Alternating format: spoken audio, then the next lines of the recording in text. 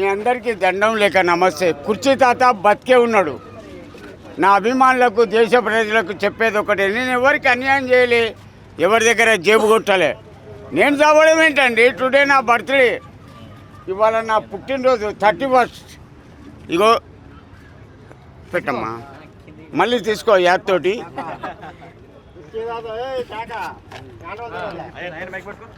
నన్ను చంపాలంటే నేను సీఎంలకే భయపడలేదండి. కేసీఆర్కు, రేవంత్ రెడ్డికి, ప్రధానమంత్రి నరేంద్ర మోడీకి, హోమ్ మినిస్టర్ కానీ భయపడలా. నేను అనేదినండి, నన్ను చంపాలంటే వాడిని అమ్మ మళ్ళా పుట్టియాలి. కుర్చీ తాత 5 కోట్ల మంది అభిమానులు, 5 కోట్లు. ఏ విఐపికి లేరు, ఏ విఐపికి లేరు. నాకున్నారు. ఎందుకు మరి మీ మీద పగతో అలా చేసిరా వీళ్ళు? ఎవడో కూడా ఉంటాడు లుచ్చా నా కొడుకు. ఈర్ష, పగ, ద్వేషం.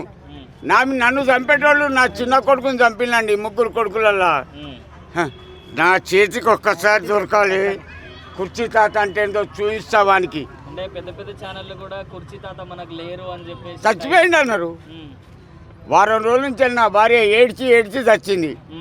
గాంధీ హాస్పిటల్, సికింద్రాబాద్, ఉస్మానియా, వరంగల్ గాంధీ మొత్తం ఎత్తుకులాడు వచ్చింది. I'm then to the Krishnakanth park, I'm fine.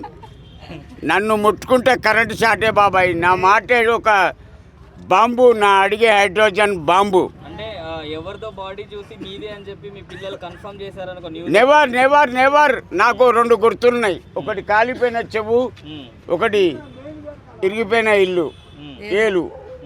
ఈ 2 చూసి నా భార్య ఈజ్ ద నాట్ హస్బెండ్ అని రిటర్న్ అయింది.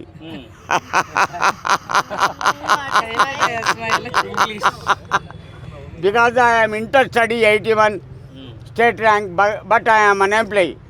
దయచేసి ఒక్క నాకంటే ఎడ్యుకేటెడ్ నువ్వు. I'm MBA.